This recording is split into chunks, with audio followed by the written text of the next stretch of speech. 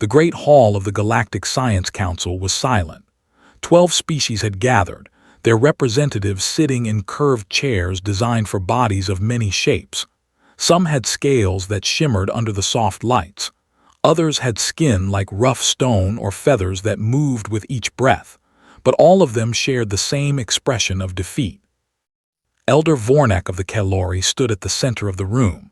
His 4 arms hung low, and his silver eyes showed thousands of years of weariness. The Kalori were the oldest species in the known galaxy. They had been traveling through space when most other civilizations were still learning to use fire. "We have failed again," Vornak said, his voice echoing through the chamber. "The entropy problem remains unsolved. Our universe continues to die, one star at a time. One day there will be nothing left but cold and darkness." A murmur passed through the gathered scientists. They had heard this before. They had spent millions of years trying to find an answer. The Kalori had worked on it for 3 million years. The Thraxians had contributed 2 million years of research. Even the youngest species present, the Vormaki, had studied the problem for 50,000 years. All of them had failed. The entropy problem was simple to understand but impossible to solve. The universe was running down like a broken machine. Energy was spreading out and becoming useless. Stars were dying faster than new ones could form. In a few trillion years, everything would be cold and empty. Every advanced civilization eventually faced this truth, and every civilization had tried to find a way to stop it or reverse it. None had succeeded. "Perhaps," said Thrall of the Thraxians, her long neck bending toward the center of the room, "we should accept that this problem has no solution. Perhaps the universe is simply meant to end." "No," Vornak replied firmly. "We cannot give up. Life is precious. Consciousness is precious. We must find a way." "Then what do you suggest?" asked Gren of the Morlaki, his stone-like body shifting with a sound like grinding rocks. "We have tried every approach. We have built machines the size of planets. We have studied the hearts of black holes. We have mapped the structure of reality itself. Nothing works." Vornak was about to answer when a young Kalori assistant rushed into the hall. His silver eyes were wide with excitement, something rarely seen in the ancient species. "Elder Vornak," the assistant said breathlessly, "there is news from the frontier regions. A new species has been discovered." "This is not the time for such matters," Vornak said impatiently. "We are discussing the fate of the universe." "But Elder, you do not understand. This new species, they call themselves humans, and they claim to have solved the entropy problem." The hall erupted in noise. Representatives shouted questions and expressed disbelief. Some laughed bitterly at what they saw as a joke. Others demanded to know more. Vornak raised his 4 arms for silence. "Explain yourself," he commanded the assistant. "A research vessel found their planet 20 cycles ago. They call it Earth. The humans have only been a technological civilization for about 300 of their years. They have only been traveling in space for less than a century." 300 years. Thrall's voice was filled with disbelief. "That is nothing. That is less than a blink of an eye. How could they possibly have solved a problem that has defeated us for millions of years?" "I do not know," the assistant admitted, "but they have sent us detailed documentation of their solution. Our initial analysis suggests it might actually work." The silence that followed was deeper than any before. The greatest scientific minds in the galaxy looked at each other with expressions of shock and confusion. "Bring the humans here," Vornak finally said. "I must meet these creatures myself." 3 cycles later, a small human ship arrived at the Galactic Science Council's headquarters. It was tiny compared to the massive vessels of the older civilizations. It looked fragile and simple, held together with basic metals and primitive fuel systems. The human delegation consisted of 5 individuals. They wore simple clothing and walked on 2 legs like the Vormaki. They had soft skin, small eyes, and strange hair growing from their heads. To the ancient species, They looked almost comically young and weak. The leader of the human group was a woman named Dr. Sarah Chen. She had dark hair streaked with gray and calm eyes that showed no fear despite being surrounded by aliens who had ruled the galaxy for millions of years. "Thank you for receiving us," Dr. Chen said through a translation device. "We understand this is unusual." Vornak studied the humans carefully. They seemed so ordinary, so fragile. How could such simple creatures have solved the greatest mystery of existence? "You claim to have solved the entropy problem," Vornak said. "This problem has been studied by civilizations far older and more advanced than yours. Many have spent longer trying to solve it than your entire species has existed. How is this possible?" Dr. Chen smiled slightly. "May I ask a question first, Elder Vornak?" "You may. How long did your civilization spend on this problem before you began working with other species?" Vornak considered the question. "Approximately 1 million of your years." "And during that time, how many researchers were working on it?" "Our entire scientific establishment. Billions of minds, supported by the most advanced technology in the galaxy." Dr. Chen nodded. "And what approach did you take?" "We studied the fundamental nature of entropy. We mapped every particle in test regions of space. We built massive computers to model the entire universe. We explored every known law of physics." "That is exactly what we expected," Dr. Chen said. "Elder Vornak, may I explain how we solved this problem?" Vornak gestured for her to continue. "When we first became aware of the entropy problem, our scientists did something that seemed strange to your civilizations. Instead of immediately trying to solve it, we stepped back and asked a different question." "What question?" Thrall demanded. "We asked, why do we assume this problem must be hard?" The aliens exchanged confused glances. The question seemed foolish. Obviously, the problem was hard. It had defeated every civilization that had ever tried to solve it. "You see," Dr. Chen continued, "humans have a saying. Sometimes we cannot see the forest because we are looking too closely at the trees. Your civilizations have spent millions of years developing incredibly complex solutions. You have built wonders that we could never imagine. But somewhere along the way, you stopped asking if there might be a simpler answer." She pulled out a small device and projected an image into the air. It showed a simple diagram with just a few lines and symbols. "This is our solution," Dr. Chen said. "It took us 47 years to develop. It requires no machines the size of planets. It uses no technology more complex than what we brought with us on this ship." Elder Vornak stared at the diagram. His ancient mind tried to process what he was seeing. It was so simple, so obvious. And yet, in 3 million years, no Kalori scientist had ever considered this approach. "That cannot be correct," he whispered. "It cannot be that simple." "We have tested it extensively," Dr. Chen replied. "It works. The math is sound. We can reverse entropy on any scale from a single atom to an entire galaxy. The universe does not have to end." The Great Hall fell silent once more. But this time, the silence was not from defeat. It was from something the ancient civilizations had not felt in a very long time. It was hope. The days that followed were unlike anything the Galactic Science Council had ever experienced. Human scientists worked alongside aliens who had been studying the cosmos for millions of years. At first, the older species were skeptical. Many refused to believe that such young creatures could have succeeded where they had failed. But the evidence was impossible to deny. Dr. Chen led her team through demonstration after demonstration. They showed how small amounts of energy could be reorganized instead of scattered.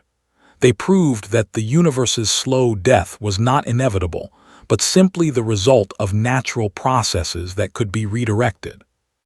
The key to the human solution was something they called entropic recycling.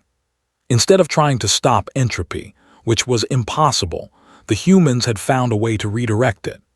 Energy that was spreading out and becoming useless could be gathered and focused again through a specific pattern of quantum manipulation. It was like finding a way to unscramble an egg. Every scientist in the galaxy had assumed it could not be done, but the humans had simply refused to accept that assumption. "How did you come up with this idea?" asked Gren of the Morlaki. His stone face showed as much emotion as it could, which was still not much. "What made you think differently from all of us?" A young human scientist named Dr. James Walker answered. He was one of Dr. Chen's students, barely 30 years old by human counting. "We studied your research first," he explained. "All of it, from every civilization that shared their work with us, and we noticed something interesting." "What did you notice?" Gren asked. "You all made the same basic assumptions. Every single species, without exception, started from the same foundation. You assumed that entropy could only be fought directly. You tried to stop it, slow it, or escape from it. Nobody asked if entropy itself could be used as a tool." Vornek had been listening quietly. Now he spoke, his voice heavy with thought. "We made those assumptions because they seemed logical. Entropy is the enemy. It destroys everything eventually. How can an enemy be a tool?" Dr. Walker smiled. It was a peculiarly human expression that the aliens were still learning to interpret. "On Earth we have creatures called bacteria. Some of them make us sick. They are enemies of our health, but other bacteria live inside our bodies and help us digest food. They are tools. The difference is not in what they are, but in how we use them." "You turned entropy into a tool," Vornek said slowly, understanding beginning to dawn. "Exactly. Entropy is just energy moving from useful forms to less useful forms, but useful is a matter of perspective. By changing the perspective, by creating the right conditions, we can make the movement of entropy work for us instead of against us." Thrall of the Thraxians had been running calculations on a device embedded in her arm. Her long neck straightened suddenly. "This is remarkable," she said. "I have checked the mathematics 17 times. The solution is not only correct, it is elegant. It is beautiful. How did we miss this for 2 million years?" Dr. Chen had been waiting for this question. She stepped forward with respect for the ancient beings around her, but also with quiet confidence. "May I share a theory?" she asked. The aliens indicated their agreement. "Your civilizations are old, very old. You have had time to develop incredible technologies and gather vast knowledge. But old civilizations also carry old assumptions, ideas that became accepted truths, never to be questioned again." "You suggest we stopped questioning," Vornek said. "I suggest you stopped questioning certain things," Dr. Chen replied gently. "The foundations of your science became so solid that nobody thought to shake them. Nobody asked if maybe, just maybe, the basics were wrong." "And your species does not have this problem?" Gren asked. "We have a different problem. We are young and impatient. We question everything, often when we should not.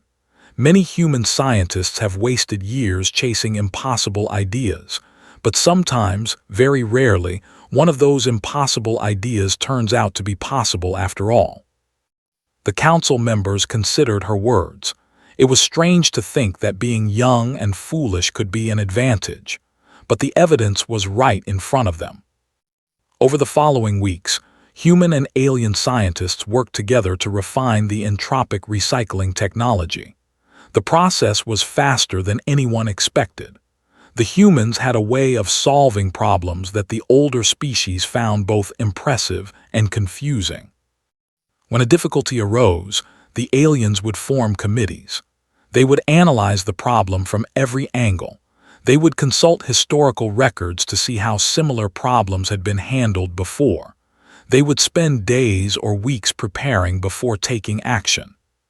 The humans would just try something. Sometimes their attempts failed. Sometimes they failed spectacularly, but they learned from each failure and tried again. Their speed was astonishing. "You do not plan properly," observed Crix of the Veloxy, a species known for their extremely careful approach to everything. "You make decisions without complete information. You take risks that seem reckless." Dr. Walker was helping to calibrate a test device. He paused to answer. "You are right, we do take risks, but we also accept that failure is part of the process. Every failure teaches us something. If we waited until we were certain, we would never act at all." "That is inefficient," Crix insisted. "Is it? Your species has been working on the entropy problem for 800,000 years. We solved it in 47. Which approach was really more efficient?" Crix had no answer to that. The first large-scale test of the entropic recycling technology was scheduled for a dying star system. The star at its center had been slowly fatting for millions of years. Its planets were cold and lifeless. It was the perfect place to demonstrate whether the human solution actually worked. Thousands of scientists gathered to observe. Representatives from every species in the council watched as human technicians prepared their equipment. The device they had built was surprisingly small. It could fit in a container that a single human could carry. "That tiny thing will save a star?" asked Thrall, her voice heavy with doubt. "It will start the process," Dr. Chen explained. "Entropy operates at the quantum level. You do not need a big machine to affect it. You just need the right touch." "The right touch," Vornak repeated. "After 3 million years, it comes down to the right touch." "Sometimes the biggest problems have the smallest solutions," Dr. Chen said. "Are you ready?" The council members indicated they were. Dr. Chen gave the signal, and her team activated the device. At first, nothing seemed to happen. The dying star continued to glow weakly in the darkness. The gathered scientists waited, some with hope and others with skepticism. Then the readings began to change. Energy that had been scattered across space began to move, slowly at first, then faster. It flowed toward the star like water flowing downhill, but this was not natural. This was entropy revering itself. The star began to brighten. Over the next several hours, the process continued. The star grew stronger and hotter. Its light, which had been fatting for millennia, blazed with renewed power. The planets in its system began to warm. By the end of the day, the dying star had been reborn. The celebration that followed was the largest in the history of the Galactic Science Council. Species that had not smiled in thousands of years found joy in their hearts. The universe, which had seemed doomed to cold death, now had a future. And at the center of it all were the humans, the youngest and strangest members of galactic civilization. "How do you feel?" Vornak asked Dr. Chen during the celebration. "You have changed the fate of the universe." Dr. Chen looked at the rejoicing aliens around her. She saw beings who had existed before her species had even evolved. She saw civilizations that spanned the stars, and all of them were celebrating because of something humans had done. "I feel grateful," she said. "Grateful that we could help, and curious about what other problems we might solve together." Vornak's silver eyes studied her. "You are already thinking about the next challenge." "Always," Dr. Chen admitted. "That is how humans are. We solve one problem and immediately look for the next one. It is both our greatest strength and our biggest weakness." "Perhaps," Vornak said slowly, "it is only a strength. Perhaps the galaxy needs more of your kind of thinking." Dr. Chen smiled. "Perhaps it does. But I think what the galaxy really needs is all of us working together. Your wisdom and our curiosity, your patience and our speed. Together, there is nothing we cannot achieve." Vornak considered her words. After 3 million years, he had thought he understood everything worth understanding. But these humans were teaching him that the universe still held surprises. "Together," he agreed, "let us see what we can build together." The solution to the entropy problem was only the beginning. News of what the humans had accomplished spread across the galaxy like fire. Civilizations that had never heard of Earth suddenly wanted to know everything about these strange creatures who had solved the unsolvable. Delegations arrived at the Galactic Science Council headquarters every day. They came with questions, with offers of alliance, and with problems they hoped the humans might solve. Dr. Chen and her team found themselves busier than they had ever been. They met with species they had never imagined existed. They learned about technologies that seemed like magic, and they discovered that the galaxy was full of mysteries that had defeated ancient civilizations for millions of years. "They think we are miracle workers," Dr. Walker said one evening. He was exhausted from a full day of meetings and demonstrations. "They expect us to solve every problem they bring to us." Dr. Chen nodded. She understood the pressure. "Some of them will be disappointed. We are not magic, we just think differently." "But how differently? What makes us see things they cannot see?" It was a question that had been bothering Dr. Chen since their first meeting with Elder Vornak. The humans were not smarter than the ancient species. They were not more advanced. In most ways, they were far behind. So why had they succeeded where everyone else had failed? The answer came from an unexpected source. A small, humble species called the Nurathi had come to observe the humans. The Nurathi were not scientists. They were farmers and traders, simple people who lived on small planets and minded their own business. But one of their elders, a female named Seely, asked to speak with Dr. Chen privately.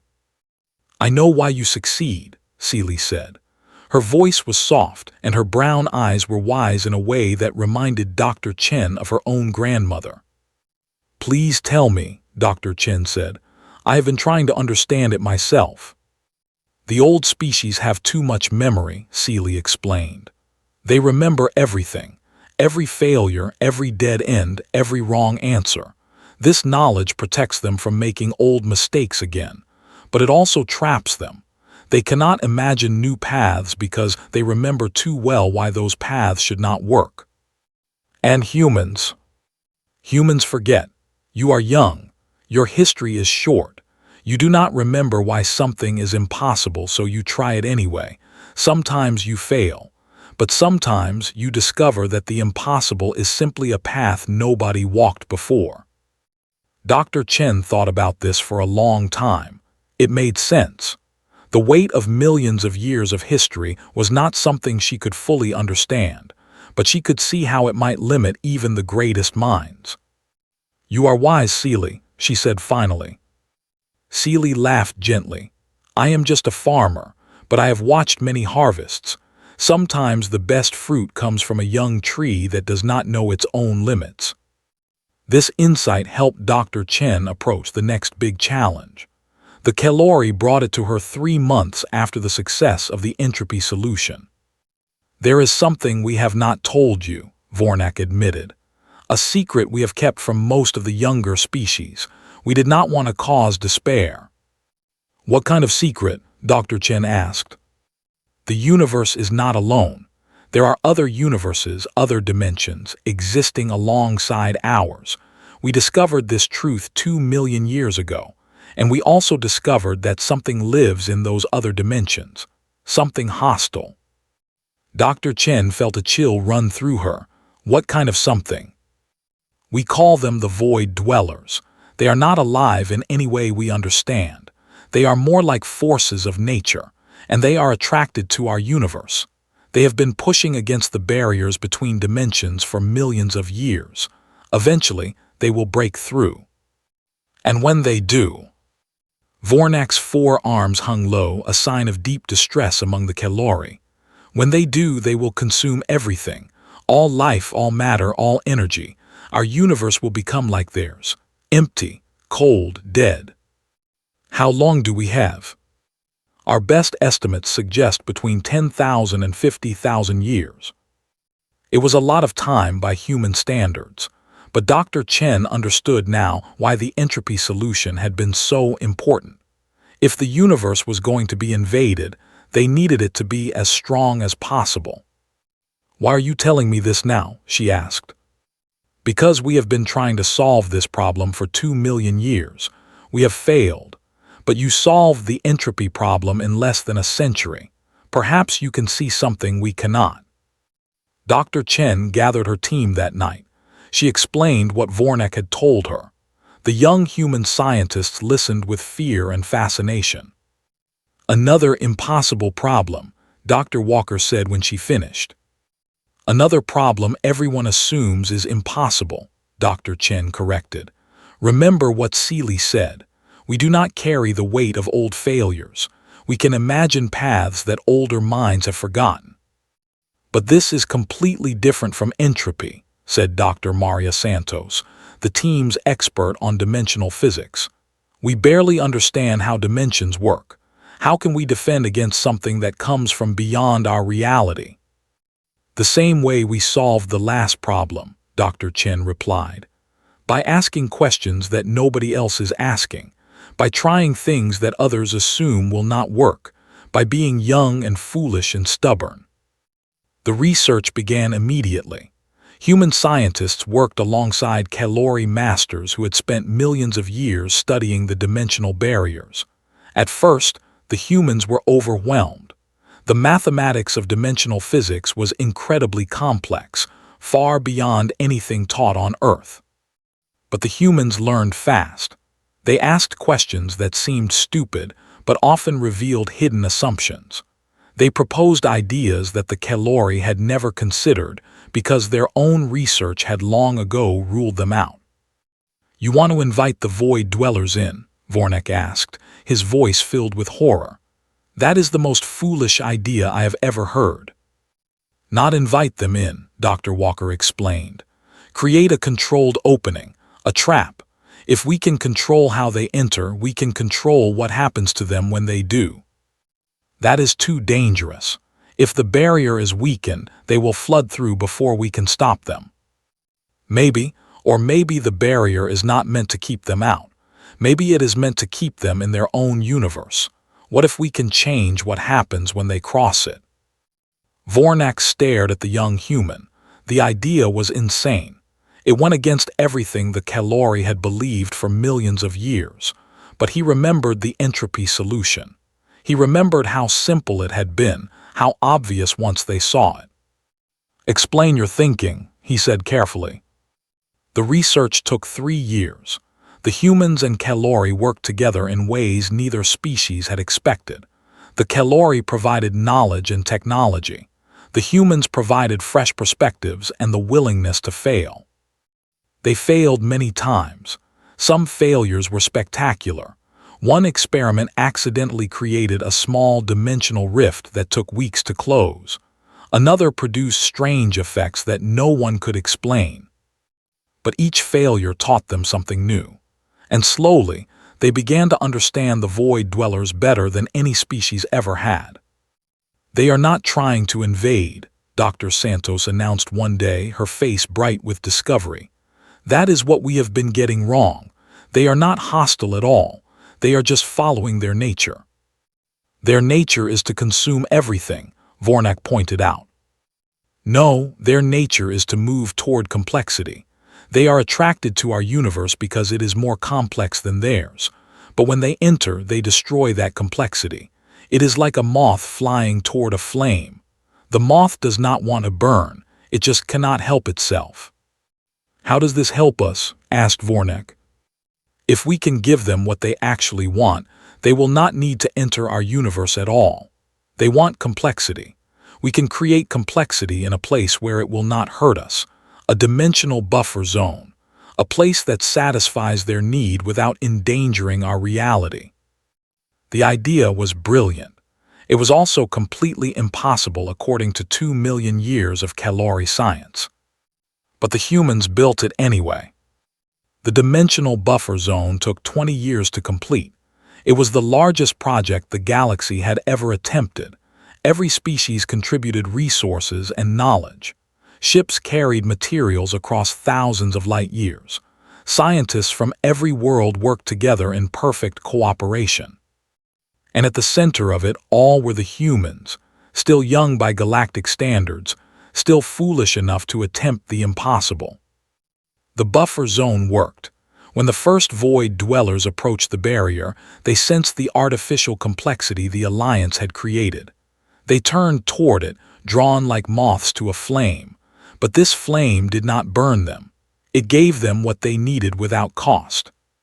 The invasion that had been coming for millions of years simply stopped. "You have done it again," Vornek said to Dr. Chen on the day the buffer zone was completed. "You have saved us all, twice." Dr. Chen was much older now, her hair fully white and her face lined with age. But her eyes still held the same calm curiosity that had brought her to the stars. "We did it together," she said. "Humans could not have done this alone. We needed your knowledge, your technology, your experience. We just added a little bit of foolishness." Vornek made a sound that the humans had learned to recognize as laughter. Foolishness. Yes, perhaps that is what the galaxy was missing all along. "Not foolishness exactly," Dr. Chen said. "More like willingness to be wrong. Willingness to try things that probably will not work. Willingness to fail. And willingness to get up after failing and try again." "Yes, always that." Vornek looked at the stars, which now seemed brighter than they had in millions of years. The universe was no longer dying. The void dwellers were no longer a threat. Problems that had seemed eternal had been solved in a single human lifetime. "What will you do now?" he asked. Dr. Chen smiled. "Find the next problem. There is always a next problem. And you will solve that one too. We will try. We will probably fail many times, but eventually we might succeed. That is what humans do." Vornek nodded slowly. "That is what humans do," he repeated. "Perhaps that is the most important discovery of all." The relationship between humanity and the galactic community grew stronger over the following centuries. Humans spread across the stars, bringing their strange mix of impatience and creativity wherever they went. They solved problems that ancient civilizations had abandoned long ago. They asked questions that no one else thought to ask. Not every human idea was good. Many failed spectacularly. But the galactic community learned to value even the failures, because each one taught them something new about how the universe worked. Dr. Chen passed away at the age of 127, which was old for a human but young for most galactic species. Her funeral was attended by representatives from over 1,000 worlds. She was buried on Earth, in a small garden behind the university where she had first learned to dream about the stars. Her legacy lived on in the James Chen Institute, named after her father, which became the galaxy's premier center for unconventional research. Scientists from every species came there to learn how to think like humans. They learned to question assumptions, and to embrace failure, and to never stop asking why. Dr. Walker took over leadership of the human scientific community after Dr. Chen's death. He was in his 80s by then, considered a youngster by galactic standards. Under his guidance, humans tackled more impossible problems. They found a way to communicate faster than light, something the galaxy had assumed could never be done. They discovered how to extend life indefinitely, without losing the creativity that made youth valuable. They created artificial minds that were truly conscious, ending millions of years of debate about the nature of thought. Each solution came the same way. Humans asked questions that seemed stupid. They tried things that seemed certain to fail. They refused to accept that any problem was truly impossible. And sometimes they were right.